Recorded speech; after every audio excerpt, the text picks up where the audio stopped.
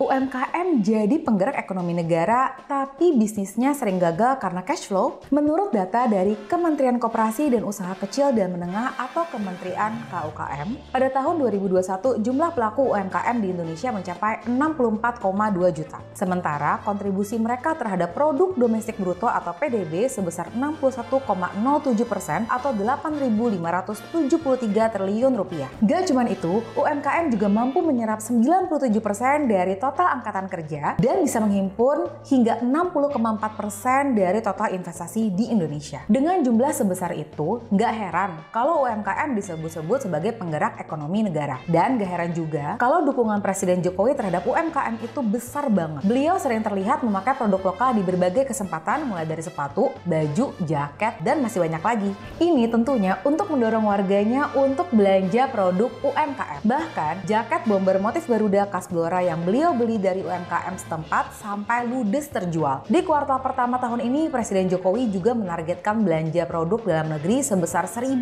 triliun rupiah. Angka tersebut meningkat jauh jika dibandingkan dengan tahun lalu yang hanya 762 triliun rupiah. Semua data tadi kayaknya udah menjelaskan gimana pentingnya peran UMKM untuk negara kita. Tapi sayangnya pertahanan bisnis ternyata bukan hal yang gampang. 20% bisnis kecil bangkrut setelah setahun berjalan. Di tahun kedua, 30% bisnis kecil gulung tikar dan di tahun kelima sekitar 50% bisnis kecil dilaporkan bangkrut. Memangnya apa yang jadi penyebab kebangkrutan ini? Dan gimana caranya untuk pertahanin sebuah bisnis? Alasan utama kenapa sebuah bisnis bangkrut adalah masalah cash flow. 82% mengalami masalah cash flow, 42% ada kebutuhan yang kurang memadai terhadap produk atau jasa, 29% kehabisan uang tunai, 23% nggak memiliki tim yang tepat, dan 19% kalah bersaing. Meskipun bisnis kalian menguntungkan, kalian mungkin akan mengalami kesulitan mempertahankan bisnis kalau kalian lebih cepat mengeluarkan uang daripada menerima uang. Tanpa cash flow yang positif, bisnis kalian mungkin gak bisa nutupin pengeluaran sehari-hari, mendanai peluang pengembangan bisnis, atau tetap siap untuk menghadapi inflasi yang meningkat. Tapi gimana caranya kita tahu kalau cash flow kita bermasalah? Tanda-tanda cash flow bermasalah bisa bervariasi tergantung dari situasi atau karakteristik bisnis tertentu. Tapi ada beberapa tanda umum yang bisa mengindikasikan masalah pada arus kas bisnis. Pertama, arus kas negatif. Kalau bisnis mengalami arus kas negatif secara konsisten dalam periode waktu yang signifikan, ini bisa menjadi tanda bahwa bisnis kalian mengalami masalah dalam menghasilkan arus kas yang cukup untuk menutupi pengeluaran. Kedua, kalau bisnis mengalami kesulitan dalam membayar tagihan, termasuk pembayaran ke pemasok, karyawan, atau pembayaran utang kepada kreditor, ini menunjukkan bahwa ada masalah pada cash flow bisnis kalian. Ketiga, menurunnya pendapatan. Kalau pendapatan bisnis menurun secara signifikan, ini bisa menghambat cash flow yang masuk dan berpotensi mengakibatkan masalah pada cash flow. Keempat, persediaan yang nggak terjual. Ini dapat menyebabkan arus kas terjebak dalam persediaan dan mengganggu likuiditas bisnis. Dalam beberapa kasus, beberapa keputusan yang diambil dalam menjalankan bisnis bisa berujung pada permasalahan cash flow.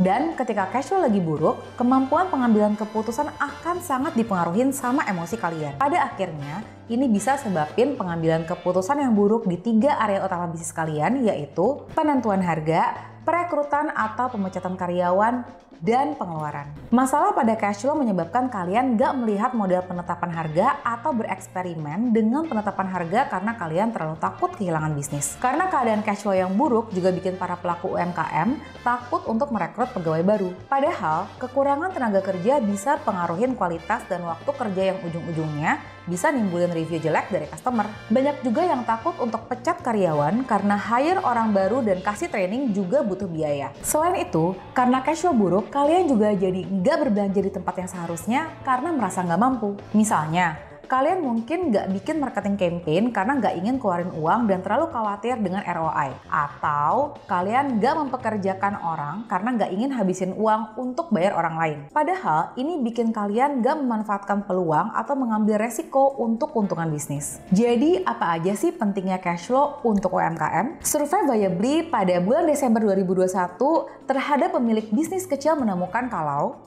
65% pemilik bisnis meninjau pendapatan, 68% pemilik bisnis meninjau biaya bisnis, tapi cuma 45% pemilik bisnis meninjau laporan arus kas. Banyak pemilik bisnis kecil fokus pada pendapatan dan keuntungan, tapi kurang paham soal pentingnya arus kas bagi kelangsungan jangka panjang perusahaan mereka. Padahal arus kas yang stabil penting banget untuk jaga kelangsungan operasional UMKM, seperti pembelian persediaan, pembayaran gaji karyawan, dan pengeluaran rutin lainnya. Tanpa arus kas yang mencukupi, bisnis bisa kesulitan memenuhi kewajiban dan beresiko mengalami gangguan operasional yang bisa berujung pada kebangkrutan. Selain itu, cash flow yang memadai juga memungkinkan UMKM untuk membayar hutang tepat waktu. Ini termasuk pembayaran kepada pemasok, pinjaman, atau kewajiban keuangan lainnya. Arus kas juga memberikan kesempatan kepada UMKM untuk berinvestasi dalam pengembangan bisnis. Dengan arus kas yang positif, UMKM bisa merencanakan pertumbuhan jangka panjang mereka melalui ekspansi operasional,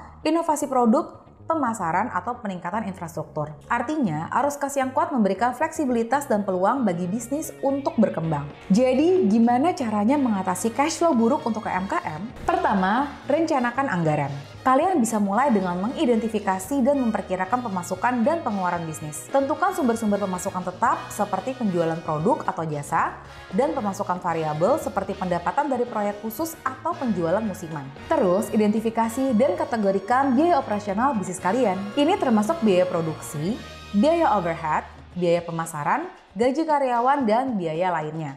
Pastikan untuk mencatat biaya tetap dan biaya variabel secara terpisah. Selain itu, pertimbangkan juga pengeluaran tak terduga, kayak perbaikan, penggantian peralatan, atau biaya pemasaran tambahan. Dan jangan lupa menetapkan cadangan dana untuk menghadapi situasi darurat. Kedua, kelola persediaan.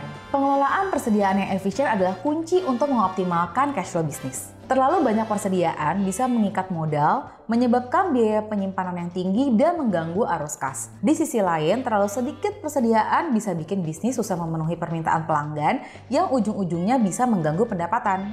Kalian bisa pertimbangkan untuk menggunakan strategi seperti just-in-time inventory. Dalam strategi ini, persediaan cuma dipesan atau diproduksi waktu ada pesanan dari pelanggan, jadi bisa mengurangi persediaan yang nggak perlu.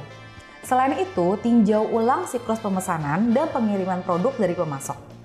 Mungkin ada peluang untuk mempercepat siklus tersebut dan mengurangi waktu tunggu, jadi bisa mengurangi keterlambatan pengeluaran kas. Ketiga, perbaiki siklus penagihan. Kalau pelanggan kalian telat bayar tagihan, maka ini akan memperlambat aliran kas masuk. Untuk mengakali hal ini, kalian bisa menggunakan beberapa strategi. Misalnya dengan memberikan insentif kepada pelanggan yang bayar tepat waktu, kayak diskon atau hadiah. Kalian juga bisa review kebijakan kredit yang kalian kasih ke pelanggan.